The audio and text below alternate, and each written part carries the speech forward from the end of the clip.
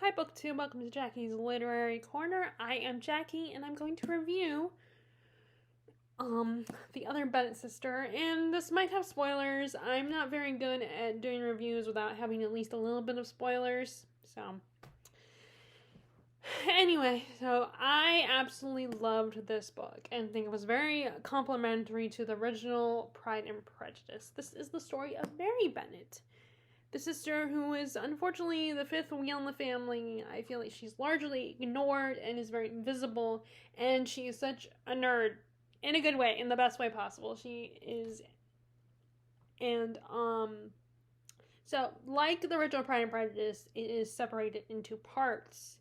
We have 4 parts, and the first part is the Pride and Prejudice storyline through Mary Bennet's eyes.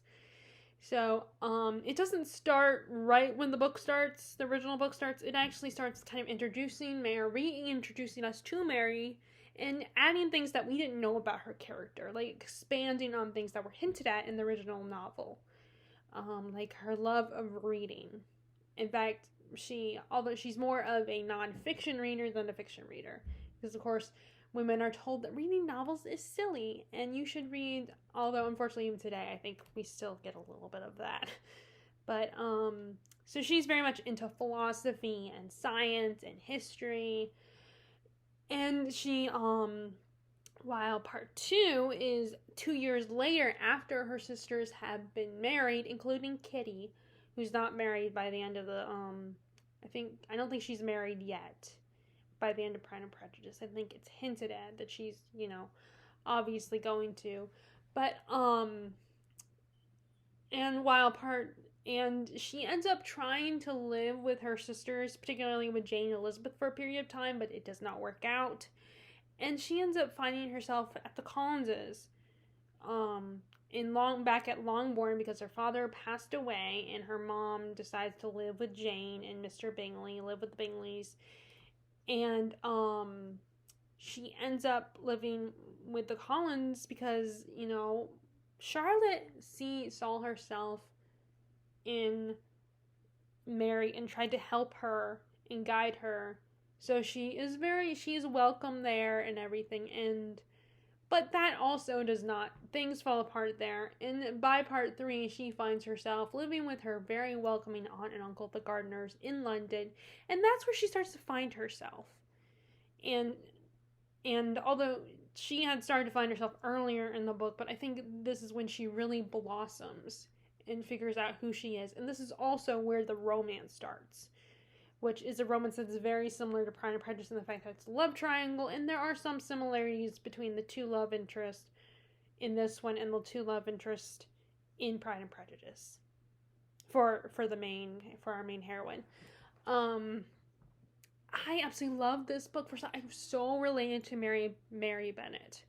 I am a nerd at heart, and I love reading, although, like I said, she's more into nonfiction. I'm more into fiction, although I have been getting into nonfiction, and she definitely inspired me to get into nonfiction. The way she talks about it in her passions, how passionately she talks about the books she reads, and how much she loves knowledge and learning more and more, and how it's her one consolation and her one comfort in life. It just inspired me and got me excited to dive into some of the nonfiction I've collected over the years, these last couple years. Like, I also want to read Origin of the Species, which I recently bought from the Roast Office. And we're also like her. I'm very shy and very reserved and not good with, I've gotten better over the years, especially having a job where I do need to socialize a lot more. But when I was younger, I was very shy and awkward, not good with socializing. When we had family functions, I hid either amongst my parents or my older sister if she was there. And which brings me to the other thing that Mary and I have in common is that I have a very close relationship with my sister. I admire her. I respect her.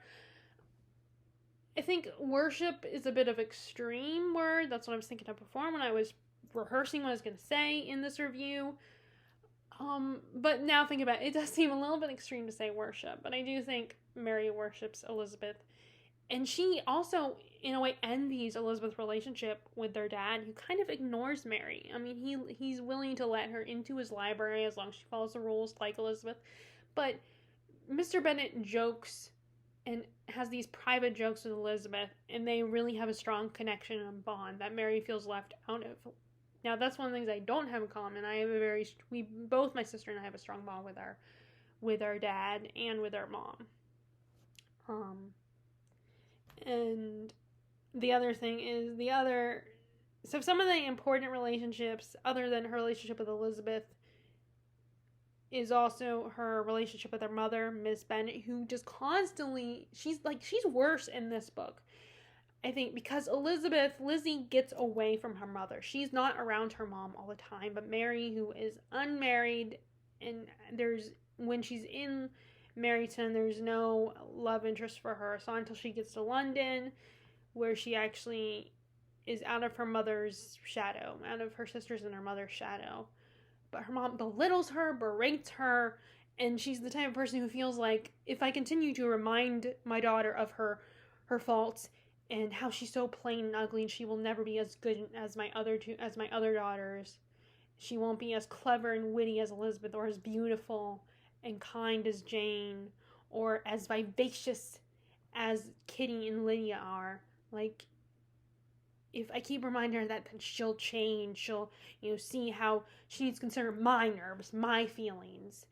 And it's just hard to, like, in the past, I've come to realize after, that, Miss Bennet is a sympathetic character in some ways. You can kind of, or at least you can understand where she's coming from. But in this one, it was so hard to be understanding and accept Miss Bennet, because she just is such a bully and so mean to Mary. And there's one point where Mary realized that she needs glasses. She has a hard time seeing because her vision blurs and it's hard for her to read. And so she wants to get glasses, but her mom just freaks out because you find out that Miss Bennet very much values beauty and your physical appearance, and thinks that's the only way to get a good guy, a guy worth marrying, is if you're beautiful. And so when she freaks out. It's like, oh no, we have to get you glasses. Oh, that's going to just ruin your looks even more. It's going to make you even more plainer. And it just reminded me of how, like, you see this all the time in movies when a character gets a makeover. Like, even in Princess Diaries, which seems kind of funny in Princess Diaries, because the guy takes, he's like, do you wear contact lenses? And, Mia's like, oh no, they bother my eyes, I don't like wearing them. And then he just grabs her glasses and breaks them in half. It's like, now you do. And it's just like that. It was funny. And but at the same time, it kind of bugs me to people assume that because a woman wears glasses, she's not as pretty. She's considered ugly. And, there was a time when I had to wear glasses when I was 2, and then we considered that I might have to wear glasses, at least, like, when I'm doing stuff, like, on my computer and watching TV, kind of like reading glasses, except for watching glasses. But, I feel it's like all of a sudden it makes you look like, with men, it's distinctive. It makes you look like you're smart. But when a woman wears glasses, it's like, oh, you're so ugly. And this girl loves to read. It's her passion. It's her one solace. She loves reading more than anything, and she can't read anymore. And she would be so devastated if she couldn't read anymore. And her mom just is so self-centered, doesn't consider what Mary wants. Which, at the root of it, yes, it comes from a place of wanting her daughters to be taken care of, and she knows how society is. But she does it in such a bad way, such an insulting way, making Mary feel bad about herself. It doesn't help. It doesn't motivate Mary. It just makes her feel more closed off and wanting to hide from the world. Because her mom tells her she's not good and she's never going to be good enough. Now, with Elizabeth, she's a lot nicer to Mary, of course, but she also sometimes doesn't consider Mary's feelings. Elizabeth is a little focused on her own problems, and, like, there's the scene when Elizabeth, one of the Bingley's ball, where I think this is their first ball, and Elizabeth is just so embarrassed by her family. Mr. Collins is there and introduces himself to Mr. Darcy, and she's like, don't do that. I'm like, don't do, because she knows. And she's just so, like, And of course, she's ashamed of her mom, who constantly is talking and bragging about her daughters, and she just feels so embarrassed. And then Mary, who in this book you learn that she is trying to woo Mr. Collins and thinks, oh, he'll appreciate if I play because she's really good at piano. She's one of the better piano players in the family, and she's thinking, oh, I'll learn songs and play piano for him. And it does not go well. Mr. Collins doesn't even notice. And all that gets at is Elizabeth feeling once again embarrassed and ashamed. And she tells their dad, who approaches Mary, is like, okay, that's enough, honey. And Mary's just so devastated, You, in the original Pride and Prejudice, you see from Elizabeth's perspective, and you feel bad for Elizabeth. And you're like, oh, I would hate that too. But then this story allows you to get Mary's side of it. And you realize how, Mary really wanted to impress people. She was really proud of herself and excited, and to be defeated by the fact that your dad's squirts you away, and then someone much better at piano comes right after you, and she thinks Elizabeth doesn't care, but then Elizabeth does make up for it in a big way later on in part 3. Which is really nice. It shows that Elizabeth she doesn't always think she might not always think before she acts, or before she makes an assumption about a person, but she makes up for it later and admits her mistakes, admits when she's wrong. And she does apologize. It takes her a while, but she does apologize to Mary and makes up for it in a big way. She helps Mary out a lot. And like I said, let's talk about the whole Collins situation where she goes. I find it first of all, it's interesting that Charlotte Lucas really sees herself in Mary and tries to guide her and help her and influence her, like Miss Gardner is going to do later on. And her relationship with Mr. Collins is also really interesting because at first, he didn't even notice her. He just ignored her like everybody else does. But once Elizabeth is not around, the rest of the family, are not around, and it's just Mary, he actually starts to realize, wait a second, I actually have a connection with this woman. This maybe was the sister I should have proposed to from the beginning. And they start having these lovely conversations where they're bonding over their reading and just having these deep, well thought out discussions. And he teaches her Greek. It kind of reminds me a little bit of, in Jane Eyre, St. John and Jane's relationship, a little bit, but I think Mr. Collins is a little nicer and a little less condescending to Mary, because Mary proves her,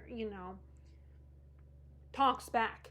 She can not talks back as in, but she communicates back with him. So, while Jane Eyre is very quiet and much more reserved. Although she does, well, maybe not. I don't know, it just feels a little different, but it's similar at the same time. Those relationships from those different books. But, and unfortunately, that kind of backfires because it looks bad because him and Charlotte have not bonded as a couple. Mary has just come from watching Elizabeth and Darcy, how much they love each other, and they still love each other now, and they're even after 2 years of marriage, and they're happy, and they have their own little family unit, and Mary had become a fifth wheel once Mr. Darcy returned, and then she sees Charlotte and Mr. Collins' marriage, and it's not that great. There's tension between them, and they're not content with each other. They're not satisfied with each other. And in fact, even though Mary kind of comes between them a little bit, which it looks bad because she's spending more time with Mr. Collins than Charlotte is. And neither one of them has really compromised to really be showing interest in each other's hobbies. And that's, I think, Mary kind of helps them there. She kind of indirectly returns the favor, in my opinion, and helps them realize, okay, the two of you have to come together and find a compromise and actually take the time to get to know each other and try to be interested in each other's interests. And I mean, that's what Mary does with all the men she interacts with, because she does, is that she realizes, I have to show interest in this person and actually genuinely want to know. That's what she does differently than Caroline Bingley, who comes back in this book.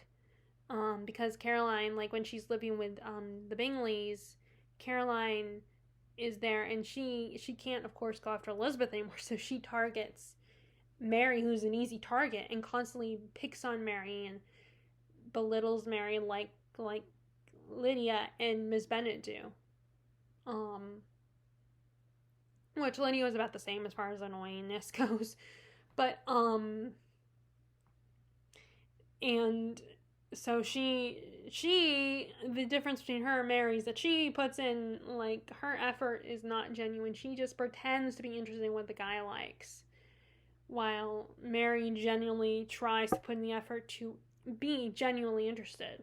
Like, there's one point where she is forced to sit next to, at a party, at a function, she's forced to sit next to Mr. Hurst, who is, Caroline's sister's husband, and he's really into horse racing, so she shows interest in it. She asks him about it, and he really appreciates it, and and it pays off, because he compliments her at the end. It kind of embarrasses her, but he compliments her and enjoys talking together, and really appreciates her listening to him and showing interest in his hobby. And that pays off, which Caroline doesn't seem to get that.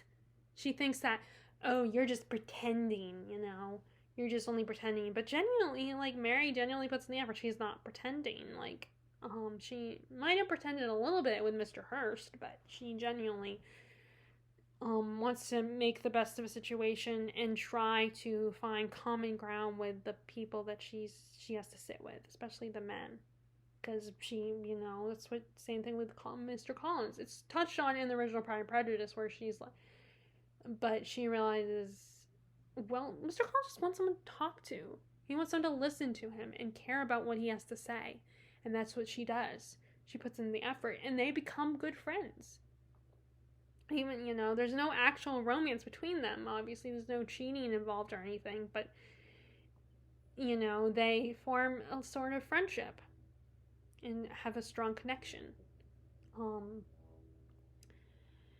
then you have her relationship with the Gardners, and I love that relationship. They are such better parents to her than her own parents were. They are very supportive of her. They give her advice. They help guide her, but they don't belittle her. They don't make her feel bad about herself. And they they support who she is. They let her make her own decisions. And that's how a parent should be. Like, guide your child and help them, but don't be overbearing. Don't force yourself. Don't live vicariously through them. Don't make them feel like they're not good enough or they're not trying hard enough to please you, because it's not about you. It's about them, what they need, what they want. And of course, there are obviously situations where when you're young, you don't always know what you want. You might not, you'll at least change. I do think we, as teenagers, we do know what we want in the moment, but we change and mature. And once she was in London with the Gardners, she really got to shine. She got to blossom. She got to find her own way without people telling her or making, feeling like the pressure and expectations that she had to live up to. And the Gardners were only focused on her, and the people were only focused on her. I also like that we got to go to the lakes, the infamous, if you are into poetry, like the older poems, not necessarily modern poetry, but like Wordsworth, then you'll know what I mean. I'm assuming you'll know what I mean by the lakes. That, Wordsworth was famous for writing about that. It's where a lot of the poets, I think they had homes at the lakes, and they go there, and I just love that. And now it's on my bucket list that I want to go to the lakes. I've always wanted to go, and actually what first brought the lakes to my attention was Taylor Swift's song on her folklore CD. It's a bonus track where she sings a song about the lakes, because music is poetry, and they go there, and I love those scenes. It reminds me of scene like in Pride and persuasion when they go to Lyme. I think they go and, or go to Bath or somewhere, which brings me to some of the others about the writing, is it very much follows, it reminds me of, something Jane Austen would write. It feels very much like that, and it mimics her style very nicely. It's beautifully, and it feels like something that Jane Austen would have wrote if given the chance. It feels very cozy and comforting to read this. And like I said, I love that it expanded on Mary's story and expanded on a lot of other characters too. Like, we really got to know a lot more about a lot of these characters. And I like the two guys. And like I said, there's some similarities to Wickham and Darcy, but they're also very different. Like, the guy who's kind of like the Darcy figure is a lot more friendly and sociable. He's not socially awkward. He interacts with people. He's charming. He's, and while the Wickham character, the guy who's kind of like Wickham, he's not as manipulative as Wickham. He's actually just not as self-aware. He doesn't consider, and is kind of inconsiderate of other people's feelings. But he also, once he's told, once he's finally told, you need to consider other people's feelings, he fixes it, he mends it. And I think he genuinely likes Mary and is interested in her. And now he also, like Wickham, he's very much all about his own pleasure. But I think it comes from a more genuine, although I have to think about that, but at the moment, I feel like it comes from a more genuine place. Like, his reasoning is okay, more willing to believe, But he's a little more mature than Wickham. And I think it does help that they're city boys and they're both lawyers. So I think they're both more mature and less spoiled by society. And they are forced to interact with people. Like, I have a job and I've gone to conventions where I've kind of learned to be more sociable. And I think if you are forced to interact with other people, then it can help you. It might take a while, but I think it will definitely make you a little more, less socially awkward. And I think that was the benefit. That's why it's the difference between these guys and Darcy, is that, like the character that was a Darcy figure, is he interacted. He is still shy and reserved, and keeps to himself, but he also, like I said, he's more friendly. And I don't know what else to say. I just loved this book. It was such a great story. I just loved Mary's character. And of course, like, most good stories, I got frustrated with the characters at times, and I love all the scenes when characters were just talking about what Mary was talking to people about, what she was reading. I love that one of the guys got Mary into poetry. And so, which is, like, this is such a cozy read. And, it definitely is inspiring. And definitely, if you love Pride and Prejudice, definitely check. I think you should at least try and check this out. Like, if you haven't yet, it's a great read. It really explores, like self-discovery and loving yourself, and really finding your own way. Especially in a world that won't let you, that kind of pressures you to get married, and you have to be a certain way to impress a man to get a guy's attention.